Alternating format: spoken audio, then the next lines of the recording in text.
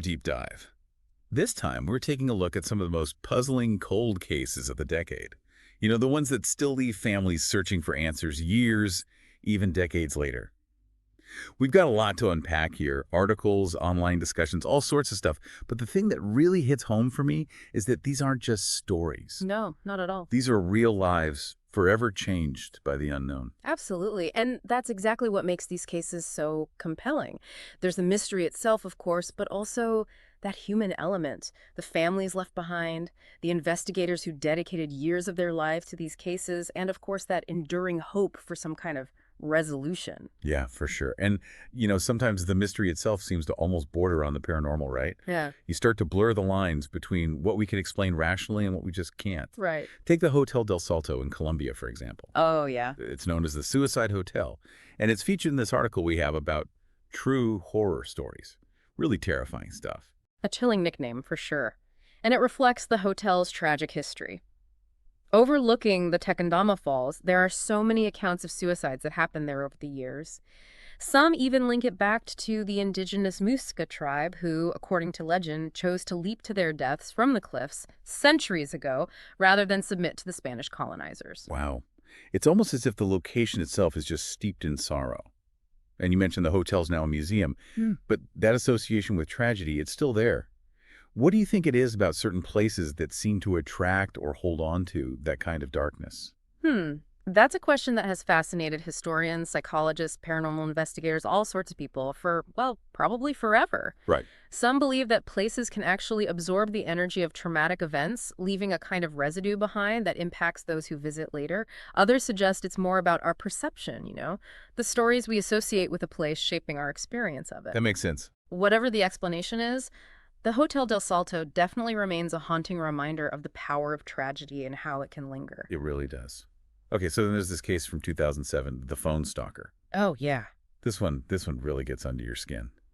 Okay, so we have a family targeted with these harassing phone calls, voicemails, the whole bit. Right. But these weren't just any prank calls. These voicemails would actually play back their private conversations, even threatening to harm their children and pets. Can you imagine that?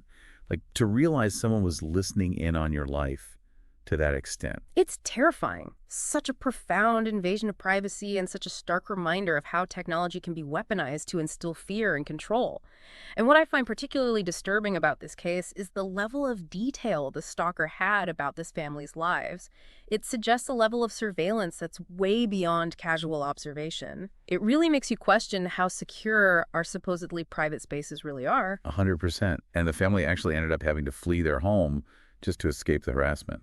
Which just shows the real and devastating impact of this mystery stalker. We've also got some chilling accounts from the Tape Library. It's this YouTube channel that features a collection of supposed paranormal encounters. Oh, interesting. Yeah. And the power of these stories, I think, really lies in their emotional impact, the way they tap into our, primal fears, of the unknown. I get it. So, for example, there's an account of a family who claims to have heard the voice of their deceased grandmother calling out from a closed room at the exact time of her death. They even described hearing her crying and pounding on the door. Oh, wow. I know, right? Goosebumps. It really makes you question everything we think we know about, like life and death. Maybe there's something beyond our understanding. It's fascinating. There's another story for that channel about visitors to Rock Island in Wisconsin. Apparently, so many people who go there report this overwhelming sense of dread and unease while on the island. Almost as if, the place itself is just permeated with this negative energy. It's really interesting that these feelings are so consistent across so many different individuals who have no prior knowledge of the island's history. Yeah. It's wild. Some people suggest it's connected to the island's past use as a Native American burial ground, or maybe its later role as a quarantine zone during a smallpox outbreak. It's like certainly locations become repositories of collective memory and emotion, and whether or not we believe in the paranormal, it's pretty hard to deny the power these places have to affect us. That's true. It's true. Even if you're approaching these stories, with a healthy dose of skepticism, there's still that question, that what if. Totally. It's what keeps us coming back to these mysteries. Now, not all cold cases have that, paranormal edge. Yeah. Some are rooted in the disturbing reality of human behavior. Oh, for sure. And the motives behind them can be even more unsettling to unravel. Absolutely. Sometimes the most perplexing cases are those where the motive just remains shrouded in mystery, Right. leaving investigators and families just grappling with these unanswered questions. That's a great point. The Utah murder-suicide from 2014 is a prime example. A family found dead in their home, and this to-do list hinting at, like, a planned vacation. Hmm. Initially, it seemed like a straightforward, albeit tragic, case of murder-suicide. But then you start to dig a little deeper, and the details paint a much more disturbing picture. Yeah. So it turns out the parents were deeply involved in doomsday prepper communities. Like, they believed the apocalypse was imminent. They even had ties to a convicted killer who claimed to receive divine revelations instructing him to commit murder. Wow. It's a case that really forces us to confront the darker side of belief systems For sure. and that potential for extremism to take root in seemingly ordinary lives. Absolutely. It's terrifying to think about what might have been going through their minds leading up to that final act. Right. What could drive someone to take the lives of their own loved ones, let alone their own? It's a question that just, haunts this case. It speaks to the complexities of human psychology, that intersection of mental health, belief systems, external pressures, all of that, just such devastating outcomes sometimes. It really does. Okay, so then another case that really pushes the boundaries of our understanding is the Indianapolis exorcism from 2023. The details are, well, incredibly disturbing. Children exhibiting this bizarre behavior, climbing walls, being thrown across rooms, speaking in voices that weren't their own. It sounds like something out of a horror film. I know, right? What sets this case apart, though, is the sheer volume of corroborating evidence. We're talking about 800 pages of official records, interviews with police, psychologists, even a Catholic priest. And all of them are describing events that just defy rational explanation. Yeah. It's hard to dismiss that much eyewitness testimony, It is. even if it challenges our understanding of the world. We have to ask ourselves, could there really be something beyond our comprehension at play in cases like this? It's a question that's been debated for centuries. I mean, the human mind is capable of some extraordinary things, both good and bad. And sometimes that line between psychological and supernatural, it really can get blurred. It's in these liminal spaces that we find the most compelling mysteries, for sure. I agree. Okay, now let's talk about a case from 2015 that's just, well, unsettling. Dead animals in the wall. Got animals in the walls. I know, right? Sounds like a horror movie title. But this was a real discovery made by a family renovating their home. They found out their insulation was made entirely of dead animal carcasses. Oh my I God. can't even imagine the Yeah. shock, the horror. That's awful. What's so interesting to me, though, is that the family, initially, they didn't seem too bothered by it. Right. Almost as if the strangeness of it all just numbed their response. It makes you wonder about the limits of human tolerance for the bizarre. Maybe there's a point where reality is just so out there that our brains can't process it right away. It's possible. But, eventually the psychological impact set in and they were understandably terrifying. I bet. It's a reminder that even when faced with the seemingly unbelievable, the human psyche can only handle so much. Yeah. And we can't talk about unsettling locations without mentioning the Cecil Hotel Oh, of course. and the disappearance of Elisa Lam back in 2013. This case is just shrouded in these eerie details. Elisa was last seen acting strangely in an elevator, and then later her body was found in a water tank on the roof of the hotel. I remember that. The question of how she got there and what happened, it's still a mystery. The Cecil Hotel itself has such a dark and storied past. It does. A history of suicides, even serial killers like Richard Ramirez residing there. It's like the building has absorbed this kind of negative energy, and it just contributes to the unsettling nature of the events that occur within its walls. It really does feel that way. And there's even a Netflix documentary about this case, Crime Scene, The Vanishing at the Cecil Hotel. A testament to the enduring fascination we have with these kinds of mysteries, especially when they involve a place as notorious as the Cecil. I think the Cecil Hotel, much like the Hotel del Salto we talked about earlier, just embodies this convergence of tragedy and mystery. And it really prompts the speculation about these kinds of places and, their potential to influence events. Yeah, it's as if these locations become characters in their own right, adding another layer of complexity to the mysteries that unfold within them. What do you think happened to Elisa Lam? Was it a tragic accident? Foul play? something even more sinister. I mean, it's a question that continues to haunt investigators and armchair detectives alike. The fact that we don't have definitive answers just fuels the speculation, and I'm sure the mystery of Elisa Lam and the Cecil Hotel will continue to captivate us for years to come. The Cecil Hotel case is like a stark reminder that truth really can be stranger than fiction. Oh, absolutely. And even in seemingly ordinary places, extraordinary and often tragic, events can unfold. Sometimes those events take such crazy turns that they completely, redefine the entire narrative of a case. We're shifting gears now to cases where, seemingly straightforward stories take these shocking twists. This article on Listverse, 10 real-life plot twists in criminal cases, it has a couple examples that really highlight this. Oh, I'm intrigued. What cases are we talking about? Well, there's the case of Della Marvera back in 1997. So a house fire, a baby presumed dead, Yeah. just a parent's worst nightmare. Heartbreaking. Awful. But there's more to the story, right? Oh, yeah. The mother, she just never gave up hope. She always believed her daughter was still alive. And get this, 6 years later, she was proven right. Wow, that's incredible. How did that happen? It was like something out of a movie. So the mother, she's at a birthday party and saw this girl who looked strikingly similar to how her daughter might have looked at that age. She just couldn't shake this feeling that it was her. So she, insisted on a DNA test, and it was a match. Her daughter had been kidnapped by someone she knew. Oh my gosh, can you imagine? Just adding this whole other layer of betrayal, deception to an already tragic situation. Wow. It's a testament to a mother's intuition, for sure, and that enduring power of hope. What a twist of fate. It really is. Okay, so then there's the Whitaker family murders from 2003. So picture this, a family celebrating their son's graduation, right? A masked robber shows up at the door, shots are fired. It seems like a completely senseless act of violence. Horrific. Targeting a family at a moment of joy, celebration. But I have a feeling there's more to this. Oh, you're right on the money.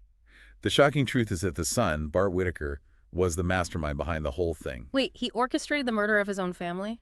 He did. That's chilling. What could possibly drive someone to do something so heinous to their own family? Right, that's the question that's haunted this case since it happened. The Listverse article, it mentions that Bart had even tried to harm his family before. So there was this pattern of behavior. It's one of those cases that forces us to confront the darkness that can exist within families, that unsettling reality that sometimes the people closest to us are capable of just unimaginable cruelty. It's a reminder that appearances can be deceiving. And even within a family, secrets and those sinister intentions can be lurking right there beneath the surface. Exactly. And speaking of hidden motives, our deep dive wouldn't be complete without revisiting some of the cases that remain open. The ones that still baffle investigators, haunt the families looking for answers. That Listverse article highlights one that's particularly disturbing. Oh, I'm all ears. It's the case of Issei Segawa, also known as Issei the Cannibal. Issei the Cannibal. Yeah, in 1974, he tried to kill and cannibalize a German woman in Tokyo. That's horrifying. Were there any consequences for his actions? So, shockingly, he escaped any serious punishment because of legal loopholes and his family's wealth. He was deemed unfit to stand trial and was eventually deported back to Japan. And get this, he became kind of a minor celebrity there, capitalizing on his notoriety. Are you serious? I know, it's just such a deeply unsettling outcome. It raises these questions about justice and accountability, For sure. It highlights how complex legal systems can be and the uneven application of justice sometimes. The fact that he was able to, profit from his crimes just adds another layer of outrage to this already disturbing story. I agree. What happened to Segawa really drives home that justice isn't always served, and that some perpetrators manage to evade the consequences of their actions. It's a tough pill to swallow. It is. So we also took a look at this Reddit thread. It's dedicated to unsolved mysteries. Oh, cool. It's like a rabbit hole of intriguing cases. So many shocking outcomes and lingering questions. It really showcases just how vast and complex the world of unsolved crimes is, and how these online communities can become hubs for, sharing information and theories. Oh, for sure. The internet has become such a powerful tool for these, citizen detectives. People from all walks of life can connect, collaborate on these mysteries. And, it's fascinating to see how collective curiosity and that determination can sometimes shed new light on cold cases. 100%. A couple of cases from that thread stood out to me. One involved a man named Gene Thurnow. The circumstances surrounding his death, incredibly disturbing. And there's just Like, no answers. It just fuels all this speculation and online debate. I can see why. It's a case that shows that even in the age of information, some mysteries are just going to remain unsolved. Right. And I think that's part of what makes them so captivating, that knowledge that there are pieces of the puzzle missing. Details yet to be uncovered. It's an invitation to keep searching, keep questioning. You keep that hope alive. It's exactly. Another case that really captured my attention, the disappearance of Antoinette Cayedito. She vanished from her family's home in 1986. And despite all these leads, alleged sightings, her fate's still unknown. Her family, they've never given up hope. They're still seeking closure after all these years. It's cases like these that really highlight how these unsolved mysteries impact families. They live with this constant ache of unanswered questions, a void that can never be filled. Right. That search for answers becomes like this lifelong mission. It's a testament to the power of love and the refusal to give up hope. It's heartbreaking. Thinking about Antoinette Cayedito's family and all the others who were just left in limbo by these unsolved mysteries, their lives are just forever altered by the unanswered questions, the doubts, that constant search for closure. It's true. It really highlights how important it is to advocate for these families, to support the organizations that are out there investigating these cold cases and to just keep these stories in the public eye. We can't let them fade away because, behind every unsolved mystery is a human story, a life that's been interrupted, and a family that's desperate for answers. You're absolutely right. It's so easy to get caught up in the intrigue of the unknown, but it's crucial to remember the real human cost of these mysteries. Yeah. What do you think it is about cold cases that just continues to fascinate us? Is it that, thrill of the unknown, a desire for justice, or maybe just a need to make sense of a world that can sometimes feel so chaotic and unpredictable? I think it's probably a mix of all of those things. We're drawn to puzzles, right? It's in our nature. That challenge of taking these bits of information and trying to fit them together to make sense of the bigger picture. And cold cases, they tap into that curiosity. But they also touch on our empathy, our desire to see justice done, and to bring some peace to those who've been impacted by these tragedies. And maybe there's even a part of us that hopes that by engaging with these mysteries, by trying to understand them, we can somehow prevent similar tragedies from happening. Yeah, perhaps. Maybe there's a sense of empowerment in that. By learning from the past, examining what led to these unsolved mysteries, we can equip ourselves to better recognize warning signs, to advocate for safety measures, to support those who are vulnerable. That's a really powerful thought. As we wrap up this deep dive, I'm left with this feeling of responsibility to keep these stories alive, to honor the victims and support those families who are still out there searching. And to remember that while some mysteries may never be fully solved, the act of searching for those answers, it's still a meaningful endeavor. It's a testament to our humanity, our refusal to let the darkness win. So well said. Thank you for joining us on this journey into the world of cold cases and unsolved mysteries. We hope this deep dive has not only shed some light on some of the most compelling cases, but has also encouraged you to think critically about them, the complexities, the impact. And remember, behind every case file, every piece of evidence, every question that's left unanswered, there's a human story, a life that deserves to be remembered, and a mystery that maybe someday will be solved.